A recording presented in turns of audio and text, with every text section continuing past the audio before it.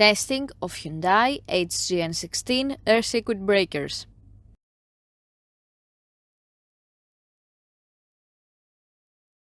At first, we trip the breaker manually, then we trip the breaker with the help of the UVT,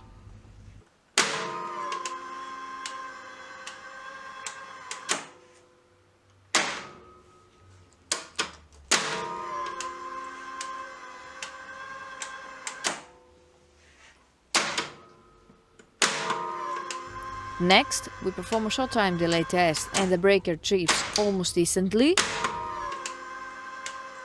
And lastly, we perform a long time delay test.